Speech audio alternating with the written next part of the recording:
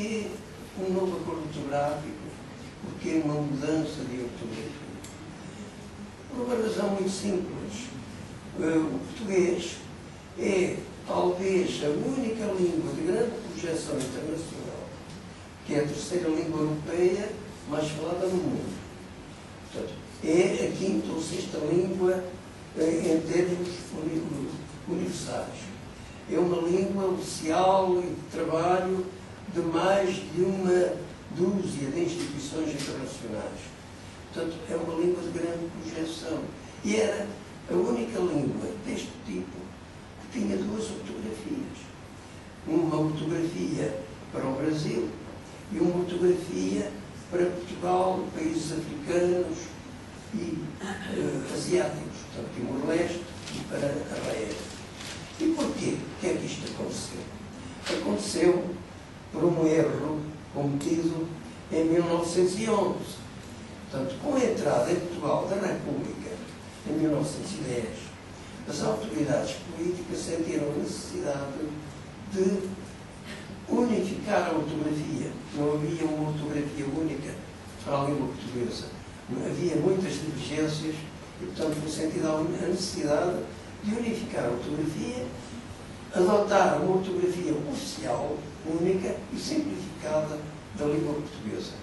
Ora bem, essa iniciativa política foi tomada por Portugal à revelia do Brasil. O Brasil era, na altura, o outro grande país de língua portuguesa independente. Ora, uma ortografia, para entrar em vigor, tem que ser publicada através de uma lei, de um decreto-lei, de uma lei. Portanto, implica a realização de um ato de soberania. Nós não podemos pretender que um país imponha ao outro uma prática que é a sua. Portanto, tinha sem a concordância, sem a participação desse país. Ora, o que realmente aconteceu é que Portugal levou por diante uma reforma ortográfica profunda. Lembrem-se que farmácia se escrevia com PH, que nós encontramos ainda aqui no Largo do Leal Senado, farmácia com PH, e substitui-se o PH por F. Não é? Lírio escrevia-se com Y, substitui-se o Y por I, e várias outras. O domínio da acentuação, houve uma reforma muito profunda. E Portugal promoveu essa reforma com esta ideia. Nós é que somos os donos da língua. E, portanto, nós é que determinamos como é que a língua se escreve. Ora, não pode ser, porque a língua pertence a todos os que a usam, a todos aqueles que a usam. Portanto, neste momento, nós não podemos sustentar que é Portugal que é o dono da língua. Portugal é o berço da língua, foi no Portugal que a língua surgiu, mas neste momento ela é a língua compartilhada por mais de 7 países. Portanto, 5 em África, um na América, no Brasil, outro na Ásia, Timor-Leste, e também pela região administrativa especial de Macau, que também tem o português como língua oficial, e, portanto, também se inclui neste vasto espaço, digamos, da lusofonia.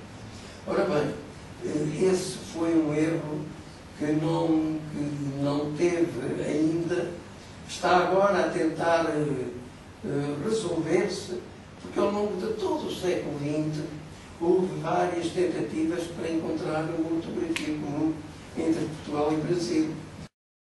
O senhor disse que Portugal não é dono da língua.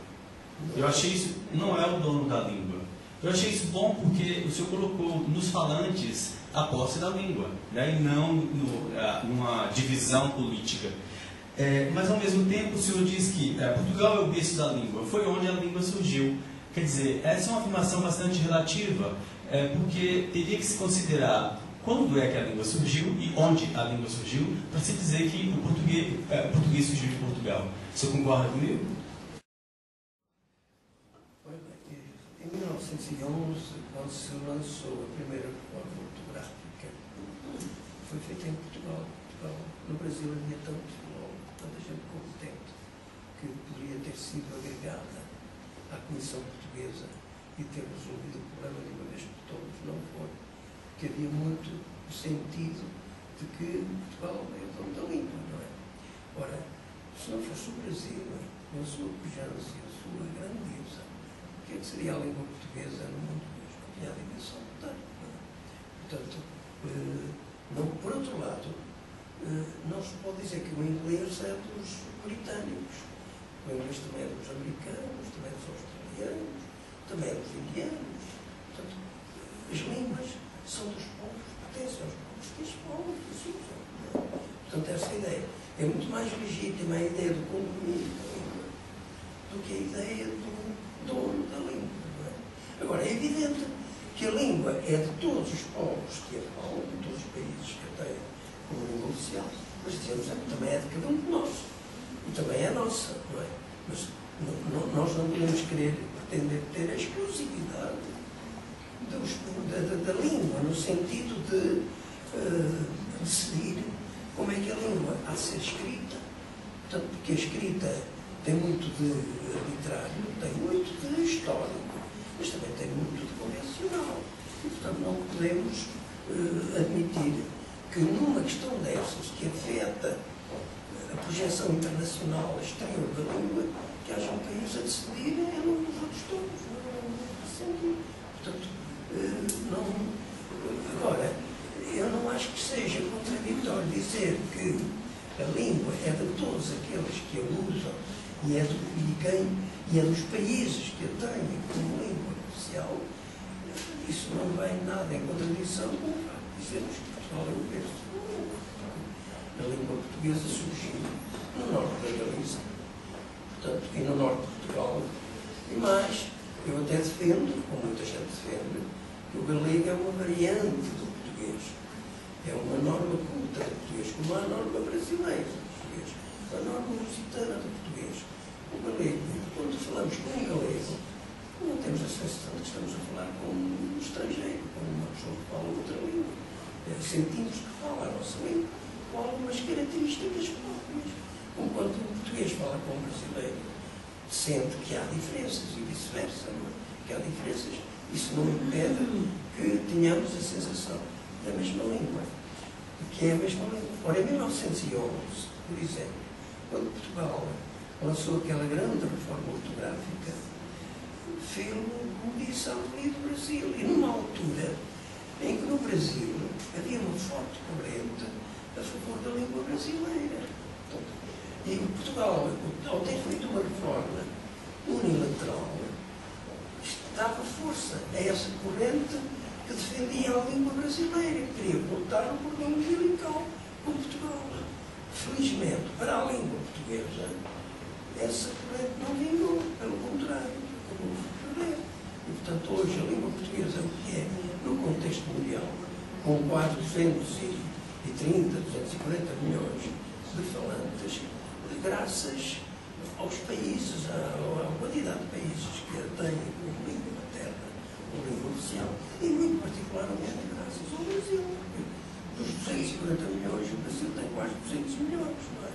Portanto, não se pode menosprezar, do ponto de vista da projeção da língua, um país que tem a dimensão que tem e que tem a influência que tem.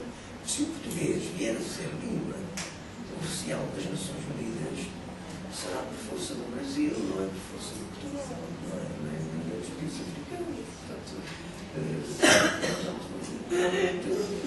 essa questão de virmos sustentar, como acontece em Portugal, em relação aos políticos, porque nós é que somos donos da língua, não é aceitável, nem de um ponto de vista linguístico, nem de um ponto de vista sociolinguístico, nem de um ponto de vista político. Não é realmente aceitável. Não sei se tem mais alguma questão.